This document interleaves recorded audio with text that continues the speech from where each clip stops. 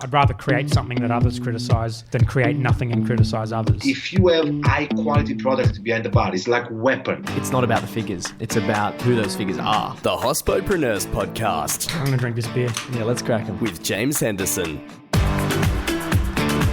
Hello and welcome to episode 61 of the Hospopreneurs Podcast. With roots in Brisbane's Fortitude Valley, where the show also began, Rob Scott today operates as the general manager of the Monarchy in Singapore. Somewhere on his journey he came to inspire me. Rob demonstrated what great hospitality feels like, and I consequently became a loyal patron of his across several venues, before eventually learning that hospitality was where I belonged too. Some of the concepts we discuss in this episode are a vivid reflection of my professional and personal philosophies, particularly when we get into deep creative ideas around expression and customer experience. I'm proud to share this interview with someone who's inspired me, Rob Scott. Hello and welcome to the show, Rob. All right, how you doing? Cheers. Thanks for having me. No worries at all, mate. No worries at all.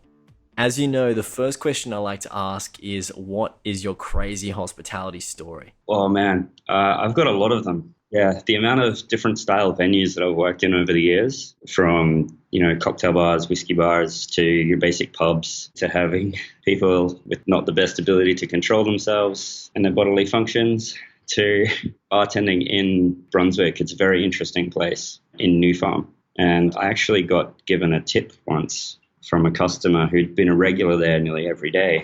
And he decided that he was going to move to Sydney to go and be with the love of his life. So he goes, mate, I see you every day, so I feel like I know you more than nearly anyone else. Can you give me a lift to the airport in the morning? I'm like, yeah, sure, but I don't have a car. So he goes, that's fine, it's fine. You can take my car. It's got 3 months rego left on it. Once you drop me off, so you can have the car. Okay, it's not a bad idea. I did it, dropped him off. Thanks, mate, have a good one. And it turned out, after driving it around for a few weeks, I got pulled over by the cops and it was a stolen car. Oh. So yeah, they were pretty cool about it. It was random. But yeah, that's one of the most crazy things I think that's probably happened. I got tipped a stolen car. Wow, that is definitely a crazy story. How did you know this guy? Is he a friend of yours? No, I wouldn't say a friend. Just somebody, comes and drinks at the bar every single day. They finish work and they come to the bar and they're still in their work uniform. And that was at none other than the glorious Brunswick Street Hotel. Wow. Where I started bartending, 2007, something like that. Wow. That's awesome. I love that story. Thank you very much. I'd like to ask next, on a super big picture, on a macro level, why you do what you do. Oh, that's easy, man. This is something that I tell people when I'm training. I have obviously had a lot of people over the years that I've trained, and I think what we really need to do is identify what role the bartender or the hospitality industry plays, and it's our job to make people happy. So I tell people all the time, your job is not to be the cool guy slinging drinks or be, dropping facts about what people are drinking, or at the end of the day, your job's to put smiles on faces. Your job is to make sure people are happy. That's why they go out for food. That's why they go out for drinks. That's why people go out to socialize, with the bare exception of the people that just want to drink in the corner and get depressed. But most people go out to be happy and to enjoy life. Your job is essentially just to facilitate that, whether it's making sure the music is right, the lighting is rocking, making sure that they can get their order in on time, making sure they get greeted when they walk through the door. Like, it's just those little things that make humans feel like humans, which in a lot of other industries doesn't really do it. I think hospitality has the ability to remind humans that we are human and we feel like that. So that's why I do what I do, make people happy. Awesome. I really like that. It flows in, like, why we do what we do really flows into ultimately everything else. And do you think that had you chosen another industry, you would have turned out the same way, or you would have learned the lessons that you've learned, or had that same why? Yeah, to an extent, not really. I think every path that you take is going to lead you down a different road to a different conclusion. I'm happy the way that it has come together. Before I was bartending, I was working as an artist. So the transition into it for me was after a while, I started realizing that what I'm doing is creating aesthetic experiences for people. So in some way, yeah, I was already trying to do that with my art. I was trying to go from, instead of doing two-dimensional art, I was trying to do more 3D experimental art that needed to be experienced. And I guess that's kind of what I ended up doing within the bar scene and the hospitality scene anyway. So Yeah, there are different aspects that would be different, but every path has its own ending. So I guess it's got to be a bit different somehow. It's interesting because recently I've thought a lot about this idea of hospitality as the only art form, and this has come up a lot of times on the show, but it's the only art form, and ongoing listeners will have heard me say this, but it's the only art form that engages all five senses. And it's what I absolutely love about the industry. And I think that there is so much opportunity in areas like virtual reality and augmented reality with food to be able to take advantage of the fifth sense that we're able to with taste. And it's something that I'm looking at taking advantage of in the near future. You saying that it is a way of expressing ourselves creatively, that seems to be a common theme among a lot of hospitality professionals, is they want to express themselves creatively and that they find themselves in this industry, and it's an interesting place to be. Yeah, well, to be honest, when I started, I didn't realize that was a huge aspect of it. And it was only after a while that I started to realize, hey, we are essentially creating experiences here. And with that, creating the experience, like when you think about, you just mentioned the five senses. You actually, let's say you go into a bar and you order a cocktail, right? Most of the time you judge the drink based on the flavor of the drink. The taste is actually the last of the five senses that you've used in that entire experience. So 4 of your senses have already told you what you're feeling or what you're experiencing. And then often people are using the last sense to decide whether that's a good drink or not. There's a lot more to it than just the taste. So do you find that people, is it subconscious? Like, is it subconscious that they have that experience with all 4 senses before they get to the 5th? Or is it that, is there research done on that? Or have you looked into that yourself? I'm not sure if there's research done on it. To a large extent, it would be subconscious, but I think the beauty of doing it right is that when you've got it all ticking, people aren't necessarily paying attention to it all. Yes. Now, you notice if you walk in a room and the lighting's really bright and it's disturbing and the temperatures, the aircon's maybe too cold. Now, you notice those things and they stand out. You're like, well, I'm not feeling that. But if it was perfect, you probably wouldn't even notice it because you'd just be relaxed. Mm-hmm. So, yeah, to an extent, yeah, definitely subconscious. And I think that the more the host or the hospitality operators can get that balance right, the less people are actually bringing it into their conscious awareness of the situation. There's a word, and I'm going to mess this up because it's in Italian. I think it's pronounced sprezzatura, which is like, if you're familiar with this word, please correct me, but it's this concept that everything can be chaotic in the background, but it looks like it's simple. It's this simplicity from complexity. Yeah. So here's one thing that I've often thought about in relation to that. When you say there's the chaos in the background, I see what you're saying, that there's a lot going on. There's a lot of movements. There's a lot of little things. I think in order for, obviously I've got the bartending background. So from a bartender's point of view, some of the best bartenders are people that have a good scientific technical knowledge. They have a good ability to perform the theater element of entertaining. They can organize and plan not only themselves, but other people. And they have the ability to be able to look ahead, see ahead, and make sure everything is flowing and operating in the right way before we even get to that point. So when you look at like the time management, the juggling of operations, the ability to entertain, the ability to scientifically understand. And on top of that, generally, you've got to have a bit of a palate. You need to know how good to go together. As an element of creativity to that, it's really quite an all-round skill, in my opinion, to make a good bartender. And I think often that goes, I think in the past, it's been a little bit more underappreciated. I think these days we're starting to get into like the era of, rock star bartenders and big name celebrity guests or whatever. So I think the general public probably quite often won't see all of those little things that add up into making this. And that's the difference between a host and a server. There's a difference. At the end of the day, we all trying to be hospitable, but there is a difference between someone that is just taking orders, yes and no, and there's a difference between someone who really turns on that experience, hosts the occasion for you. So, yeah, there can be a chaos to it, but yeah, when done right, it appears calm, simple, and chill. That's right, and that's this concept of this word, like sprezzatura, right? Say it again. Sprezzatura is, I believe, sprezzatura. I'm trying my best here. I want to say, so I mentioned in the intro to this episode that, Rob, you're someone who I've followed from places like long ago. You're the first bartender that I met that I was like, man, bartending is fucking cool.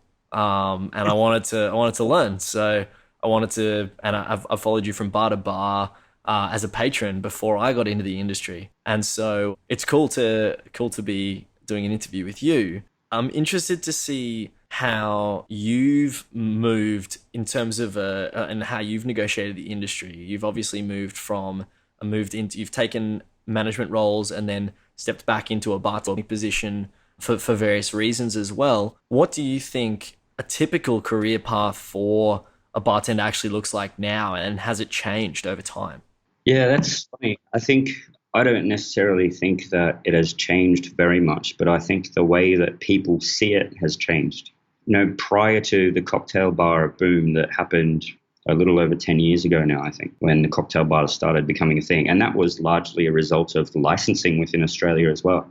When all of a sudden they changed the licensing and it didn't have to be a club or a pub anymore. You could actually have a small venue bar with a smaller license. That paved the way for, in a lot of ways, the cocktail industry and the cocktail bartender, which is in some aspects a new breed of bartender over the last 10 years or so. Now, I don't think the job has necessarily changed that much, because when you look at the history of drinks, you look at, they're all pubs, and you look at this party lifestyle and you look at those clubs, and then, mostly cocktails were being done at hotel bars back in the day, or where they got famous in London and New York mostly. I think it's the attitude of the younger guys coming up, or the younger people coming into the role, and identifying from the beginning what they're looking to do, where they're looking to go. When I was young, nobody really started being like, I'm going to be a whiskey specialist. I'm going to work in a whiskey bar. There wasn't any whiskey bars. There wasn't even any cocktail bars when I was young. So it was either like you just wanted to be a bartender or that's it. So yeah, for me, I started at a local pub. I used to drink on the regular occasions, $5 pints. So that was just the standard price back then. I ended up working at the pub because I just got along with the guys there and needed a bit of extra cash, so I started working on the weekends. I never got into it thinking the career path and progression or where it would go. Like, it turns out it's been great. I now live in another country. I've just finished looking after 4 venues. I'm about to open a new one. So the progression has been great. But yeah, I don't think the role has really changed. There's always been hospitality venues and people have always wanted to jump in and be a part of it. I think they're with the more specific options that are available now, whether it's your rock and roll bar, your nightclub, your whiskey bar, your cocktail bar. I think now people just getting into it are in a position where they're able to kind of narrate their path a little bit more. Obviously, because of the change in the industry that's happened, particularly in Australia, you said. So and you mentioned New York and London, have they been, typically they've been hubs that have paved the way for hospitality in the world. Are there other hospitality hubs now? Obviously, you're in Singapore. Yeah, so there is definitely hubs, yeah. Now, here's an interesting thing. I think that Australia actually has more high-quality bars than Singapore does. However, if you look at the world top 50 bars, Singapore has a lot more of a showing. And that's translating into a lot of people seeing Singapore as one of the new hubs in a way. I think if you look at the top 5, the top 10 and the top 15 this year, New York and Singapore are actually on par in every one of those. Once it goes past the top 15, New York's got a lot more entries. Obviously, they've got more depth there. But it's interesting to see in the top 15 of the top 50 this year, Singapore's on par with New York with the number of bars that we have in there. Now, the interesting thing about that is that will dictate so much of the way that people within the industry and people outside of the industry actually see these places. But it doesn't necessarily show the truth, because when you look at the criteria of the competition, you actually have to have visited that bar within the last year in order to be eligible to vote for it. And Singapore being a stopover city, a gateway city for everywhere in Southeast Asia and wherever you're traveling from, it just makes sense that there's going to be more people coming through the city. Yes. Not many people stop off in Melbourne. It's not like, unless you're going to Antarctica, you're not really catching a bridging flight to Melbourne. You know what I mean? So there is, I think there is little hubs coming that we're paying attention to, that we're seeing. But I think that there's a little bit more going on if you actually read between the lines there a bit. Very interesting. What is it that you're exploring now? Where's your attention on what you're learning about or exploring at the moment? Oh, that's a good one. Um, what I've mostly been paying attention to over the last year is just the differences in the cultures of how people drink. In Australia, I think there is a culture of simplicity. There is don't overcomplicate thing kind of attitude. We don't need to go, all over the top garnishes, and, we don't need all this crazy, save it for the competitions kind of attitude in Australia. And I think a lot of that attitude comes from, hey, if the drink is good, you'll know the drink is good. In Singapore, the culture is very different. It seems like you have to have a different type of ornate glassware for every drink that's on your menu. There's got to be conceptual, for lack of a better word, gimmicks here and there. That's kind of interesting. I think that approach in Singapore kind of shows that they're looking at the thing as this whole experience, whereas I think a lot of the Australian attitude of just keeping it simple, making a quality drink, I think that's paying more attention to just the taste, whereas the Asian thing is, they want to, for lack of generalizing here, I think, there's a lot of Snapchats and photos and everything that gets taken before people have the first sips, Mm-hmm. So the whole showmanship and theater of the drinks over here are different. But yeah, definitely the way people drink as well here. People don't really go to bottle shops here. People go out to drink. So not a lot of people will go to the bottle shop and invite their mates over to their house, because even if people are 30 years old and not married, they're probably still living with their parents. So you've got that different culture where, a lot of people will be out for drinks, but they won't be out like for a night in the sense of, you've seen what the Valley is like on a Friday, Saturday night, right? Everyone's out there for a night. They're trying to get lit up. And then I think that's the Australian culture in a big way, is like, I don't go out unless we're having a big one. I think a little bit of that is starting to change, where you're getting people just rocking up for aperitivos and little bites to eat, things like that. But I think generally, one thing I noticed about the culture here in Singapore is that it's very common for a big group to come in, have one round, and then be like, all right, cool, they're off somewhere else. They're not just bar hopping or punching drinks as fast as they can. So, but yeah, I'd say just the cultural differences is the main thing that I've kind of had to pay attention to. There's a lot of different popular ingredients that people are using over here at the moment. The first thing that comes to mind is pandan. Everywhere you go, it seems that someone's got a pandan drink on the menu. But yeah, that's interesting. Recently, I've started opening, we'll be opening mid-January, a new cocktail bar called the Monarchy, which is an English thing. So that's kind of been fun, because I've had to start researching all of the English classic cocktails and taking inspiration from that. So things like Pim's Cups, English Gardens, pharmaceutical stimulants, where most of my drinks and menus over the last years have all been centered around Italian aperitifs or New Orleans classics. So that's kind of fun in terms of specifically what I'm looking into. But yeah, cultural differences, and specifically paying attention to the British influence in our cocktail drinks world recently. Very interesting. You've sort of you've opened up a little bit on the next question that I like to ask around innovations. So that's good. I wanted to see where you went with it. So what innovations or innovative techniques have you seen in the industry? Yeah, one that I'm seeing so much of now is people using rotovaps. Like, it's so common now. You walk into a bar and they've got a section of the bar, whether it's on a different floor or whether it's in a back room or something, where they literally have a mini lab set up. And people are distilling their own tinctures and their own versions of spirits, essentially. Well, Dave Arnold calls it a flavor scalpel. Flavor scalpel. Yeah. Right. Yeah. Okay. That makes sense. Yeah, that's pretty full on. Obviously everyone's trying to do that minimal waste thing. That's super popular at the moment. Has been for a little while. It's kind of funny. Is locality a big thing in Singapore? Because it seems to be a movement. Well, yes, no, because you can only be so local in a country that doesn't actually have any of its own produce. There's no natural water sources in Singapore. There's reservoir lakes. I think 40% of the water approximately in Singapore gets bought in from Malaysia. And basically about 100% of the produce all gets bought in. So yeah, you can talk about local flavors, local ingredients, but generally it's a little bit more like regional, to be honest, just because of the nature of Singapore. It was designed and built as a trade city based completely upon trade.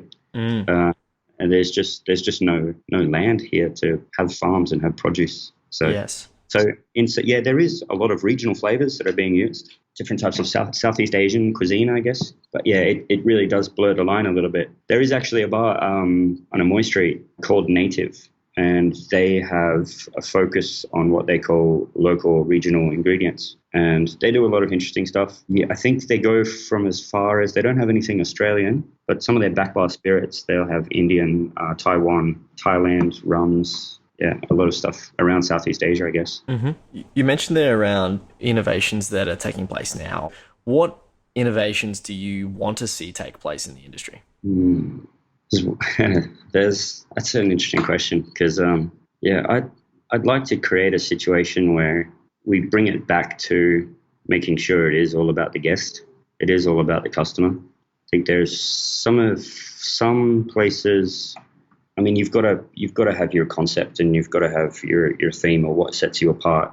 However, I think sometimes it can get in the way of just letting the guest have a good time. For example, if I sit down and I've been to your bar 5 times already, but I've brought a new guest and I have to hear the 10, 15-minute spiel on your concept and theme again, some aspects that can be detracting from the experience. So just make sure it's about the people. I think that's a big one. So what does that look like? You sort of gave a bit of an insight into like the repetition can actually detract from your experience over time. What does it look like to you to have that customer centricity again? Customer first. Like, I know we say that so often in the industry, but it really comes down to a state of mind and an attitude of every person that's actually working there. And I've been guilty of this in the past as well, which is, I think, why I try to learn it so much. But it's really the attitude that you approach. Like, we're all people. We're all different people. We've all got different outlooks on things. We've all got different concerns, different fears, different things that make us happy.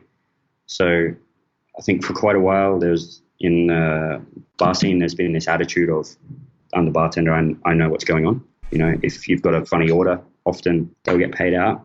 But hey, just accept that everyone's different. We all experience life differently. We all see it differently. So if someone comes into your bar and asks for like a fluffy duck or, something like this, just be like, yeah, cool. Like, I think it really means that every individual needs to be happy that they are making somebody else happy, not being like, oh, I don't like making that drink. I remember when mojitos were like a massive thing. Quite often you'd hear people complain about having to make another mojito. It's like, mate, if it makes people happy, just do it. That's what they're there for. Mm-hmm. Is that a flaw in hiring then, or is it people who are attracted to the industry need to be attracted to other things, or where does that come from? I don't think it's a flaw in hiring. I think it's, in some essences, it's human nature. I think it's an essence of human nature. In a lot of ways, we want to kind of act or think like we know what's up or we know it's good, or if something is quality, then often we'll judge the thing that we don't deem to be as good quality. I think it's an attitude within people. I don't think it's a hiring thing. I think we need to just appreciate that it's a beautiful thing to make somebody else happy. If that gives us joy to be able to do that, then yeah, I think you're definitely the right person for the job. 100%. So what are you doing then to create change in the industry in your way? Carry that happiness, then hopefully that will be contagious. So I guess in one way it's have a good attitude and use that to lead by example. Yes, I've definitely noticed that myself. Moving into roles where I am leading people is that leading by example and just making sure that you are always the most enthusiastic, the most excited, the most positive person, and people will just gravitate to that. That will become the norm. And it actually took me quite a while to learn that. It's I think that's why it's so important to me now, because it's probably one of the hardest and lessons that has taken the longest for me to learn. I often thought that if I wasn't having a great night, I could kind of just shut into my own shell and just keep serving people, just do my job, and then everything would be cool. But, at the end of the day, you've really got to overcome yourself in that essence and be the better person. Because I mean, people see it, and people, you're in the spotlight when you do lead people. They're more aware of sometimes your outward emotions than you are. A lot of the time, I've noticed that people are very sensitive to your choices and your words and just the way that you operate. And as people who lead teams, we have to be aware of these things. And I've found that really interesting, rewarding, exciting, sometimes challenging and difficult. But that's one of the most powerful things about leading people. I've found anyway, but I love that. Well, that's it. It's love, isn't it? You just got to love everyone, whether it's your person you're working with or someone that is your guest. You actually have a love for everyone, then you will do your best to shine through. It's that care, the care for people that I think really drives a lot of people in the industry. Well, before getting carried away down that route, talking about how much we love people, I'd like to ask you about your creative process. You're obviously a creative mind coming from a very visual world, a visually artistic world, and then moving into bartending. This is a massive question, so go whichever way you would like with this. What is it that really fuels your creativity, and how do you foster that and those ideas? They obviously now manifest through leading teams, through creating drinks, through building venues now. But how do you get in? Like, what's your creative process? Yeah, well, the creative process and the creative inspiration, I guess, are two different things. But the inspiration for me is continuing on from the art that I was doing. So to put it in a simple perspective, I used to do a lot of two-dimensional portraits. So I would have a model and I would do a painting, and then I would take that into a gallery, do a show, and I'd put that painting on the wall. And then I was thinking about it when I saw some people looking at the artwork. So someone's looking at the two-dimensional painting, and I'm expecting them to feel a connection between that that can relate to what I was connecting to when I was experiencing that. So why don't I just cut out the middle person, which in that circumstance was me, and put the model in the middle of the room, and then they can connect to the model with their own true experience, that's not steps removed. So my inspiration for everything creative within the hospitality industry is actually creating that experience. But when it comes down to how do I make that happen, or what is the process of how to achieve it, quite often you look at the end goal and where you want to end up and then kind of work backwards, or you can be inspired by one thing and then work on from that. So you either pull something apart to create it, or you build it up from one thing and center around one thing. But I really like using stories. I like using history and stories to try and create things. So in a bit of a conceptual way. And first drink that comes to mind is a drink called, I did ages ago, it was called Admiral Vernon's Grog. And it's essentially there is a cocktail called a Navy Grog. And the word grog comes from the fabric grogan, which was worn by Admiral Vernon. And he was the guy that was actually responsible for dropping the daily tote ration of the British Navy down from 1 pint of rum a day, which is crazy when you think about it, because this is all overproof rum, a pint of rum per person per day. He dropped it down. He thought it might be a little bit too much. He dropped it down, and then he cut it with citrus, what they called small beer, which is what we'd probably just call normal beer, and I think a bit of water as well. I'm not sure if he threw any sugar in there, but that historical story was kind of fun, because I was able to take that and turn it into a drink. I think I ended up using like an apple syrup with some demerara sugar and some chili, I think, and that drink. So it was kind of fun. I remember just sitting by the pool, just thinking about it, thinking about how the flavors would work together, and just basing it all around this story. So stories are fun, We like sharing stories. I think that's what resonated with me, learning from you as a patron, being, sitting in the bar at Walrus Club, right? The Walrus Club. It was a great space, and just being there and sitting in, it's like if you'd like to describe the space to listeners who aren't here, we've got listeners all over the world. So describe to them what Laura's Cup was like for you. Sure.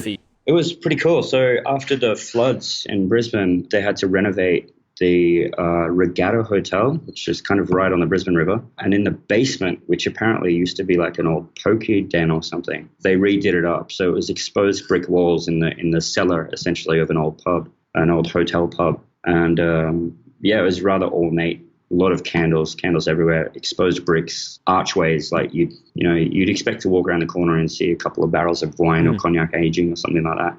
But yeah, very, very dark. It was 1920s style. I think we had little vests and everything that we'd cruise around with, but it was really great because being the entire floor, it was a lot of little rooms that you could branch off in, and you'd find yourself sitting in this tiny little room that would just branch off from the major thing, and then you'd just be sitting in this massive ornate leather chair with a collection of old rum bottles and stuff like that beside you.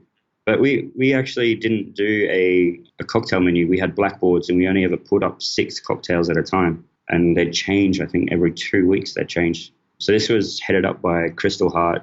Andrew Cameron was there. He's in Singapore now as well.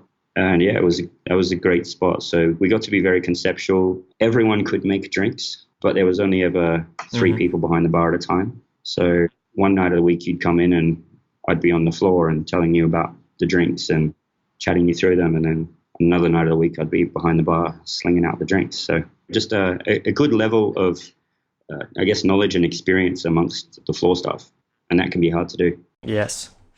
I'm glad you brought up the team, because it's the reason that one of the reasons I brought up the venue there is because everyone who was at that venue is now doing incredible things. They're all doing really amazing things now. Yeah. And I know, like, Marco was there, Crystal was there. No, Marco wasn't at Laura's Club, actually. He went down there later. He must have been after you left. Oh, did he? Yeah. Yeah, right. Wow, okay. Yeah, because that's where I met Marco. And Alejandro ended up working down there as well. Yeah, Marco Nunes definitely played a big role in the style, I guess, that I've developed over the years. Crystal Hart and Marco Nunes definitely had a lot of influence over that creative style. Fantastic. Well, my next question for you, and we're getting close to the end of the episode, is what's your number one industry resource? Well, if you're talking about a product at all, then if you're talking about a product, I would probably have to say Campari, just because you can do so much with it. But if you're talking about something that's not a product that you use, then I would say just a basic high school book on biology. Like if you can understand how sugars, acids, yeasts, vinegars, oils, did I say fats? If you can understand how they work, then you're going to master your craft in terms of drink making. There's a lot more to the craft than just making drinks, but the number one resource that I probably used for that. And then I'd say secondly would probably be like a flavor thesaurus. Yeah, just in fact, there is actually a book called The Flavor Thesaurus. It's a really good book. Excellent. I'll put that. I'll post that up. That'd be fantastic. How about if someone wants to do what you do? What advice do you have for them? Yeah, you've got to have fun. That's number one. So if you don't have fun doing it, then you're not going to be good at it. You're not going to enjoy it. If you're not going to enjoy it, it'll show through. So have fun, enjoy what you do. In terms of pushing yourself, don't ever be afraid of getting yourself into a situation you might not think you're ready for. You'll either come through it and you would have handled it and figured it out, or it'll be pretty obvious if you can't do it. So don't be afraid of throwing yourself in the deep end. The amount of times the first time I ever managed a bar, I tell you right now, I definitely wasn't ready for it. But hey, put my hand up and ended up learning a few things. Didn't get everything perfect, but learned a lot, and then took that to the next place.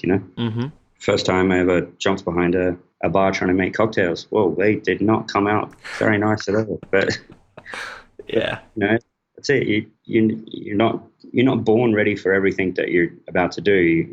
You become good at what you do because you practice it, because you persevere, because you experience it, and you learn along the way. So I'd say enjoy what you do, and don't ever be afraid of putting yourself in a situation that you might think you're not ready for yet. Yes. Thank you for the advice, Rob. I actually want to ask you, who you ask advice from? Do you have any mentors or people that you look up to in the industry? Yeah, definitely. Well, yeah, I just mentioned them earlier. I don't really get to speak to them very much anymore. But I'd say originally starting out, it would have been Crystal Hart and Marco Nunes quite a lot. Over the years, Andrew Cameron, he's an interesting lad. He's very, very clever. So it's always good to listen to him. And then in the whiskey world, Jeff Fuel, who's the whiskey director for the Speakeasy Group, he's always got interesting insights. And if you ever need to know anything about whiskey, he's your man. Max Hart, I think you can learn more off Max Hart without having to even ask him a question. You just pay attention to the way that he works. He's got a really great work ethic, and he really is good with people around him. I don't think you necessarily need to ask him that much, though. He kind of just shows that. Apart from that, if you do want to know anything about Australian spirits, Luke McCarthy and Kathleen Davies. So Luke McCarthy recently wrote a book on Australian spirits, and he was working at Whiskey and Element when I was there. I'm not sure if he's still there. He's basically visited nearly every Australian distillery you can think of. So if there's anything in the area, he's your guy. And Kathleen Davies from Nip of Courage, a distributor of Australian spirits that I was working with for a while down in Melbourne. She's got so much heart, and she just puts it all out there on the line. And she got into and started that business. And I guess it's probably a pretty risky move just to be able to jump into distributing Aussie spirits, but she's done a great job. And yeah, she's got a lot of power. Fantastic. Thank you for sharing those guys with us. It turned into a much longer list than I think both of us were expecting at the start of the question. Definitely. Yeah, sorry. Totally fine. I have 2 more questions for you. Yeah, bro. What is your biggest challenge right now? Staffing. In Singapore, there's a rule. You have to employ, I think it's 4 Singaporeans for every 1 foreigner. Singaporean education system is pretty good. And most Singaporeans are getting told from a young age that, their parents want them to go to university, want them to get degrees and all this. And it's kind of looked down upon in a lot of Singaporean culture to do what we do as a career. It's seen as being a server. And that creates issues where the rent is so high. So the cost of operating in Singapore is very high. But on top of that, if I've got a team, and let's say my team is 4 Singaporeans and 1 foreigner, if 1 Singaporean leaves, I have to ask the foreigner to leave because I don't have enough of the quota anymore. That actually makes it really, really tricky. Yeah, just with the political situation of that. And there are a lot of good Singaporean workers out there. There's heaps. There's some really great Singaporean bartenders. But just the volume that you need to run your venue and how big Singapore is, how many venues there are, that's quite a challenge at the moment. An interesting challenge, one that I've not heard. Obviously, being a problem idiosyncratic to Singapore. Yeah, definitely. My last question for you, Rob, is who would you like to hear on the show? Oh, that would be interesting. Has Eddie Quatermass been on? He has not. Yeah. Not at the time of recording, anyway. Yeah, hit him up. Eddie's a good dude. Eddie was with us at the opening team of Papa Jack's, which when we opened, I guess was a bit of an all-star team. And Eddie came on as started as the Glassy. And he'd been working in a bar before that, but he started as the Glassy. And then that year, he won Rookie of the Year. He did well in a couple of comps. I think it was Chartreuse and Havana from memory. Yeah, he's a really good dude, creative guy. I've got a lot of time for him. I'll reach out to Eddie. Yeah, for sure. Do it. He's a good man. Well, thank you very much for being on the show today, Rob. It's been fantastic having you on. Easy, man. Appreciate it. Thanks for the call. The show today was produced by Angus Brennan. If you'd like to know more about Hospopreneurs, for advice, insights, and extra content, find us at hospopreneurs.com. Thanks for listening.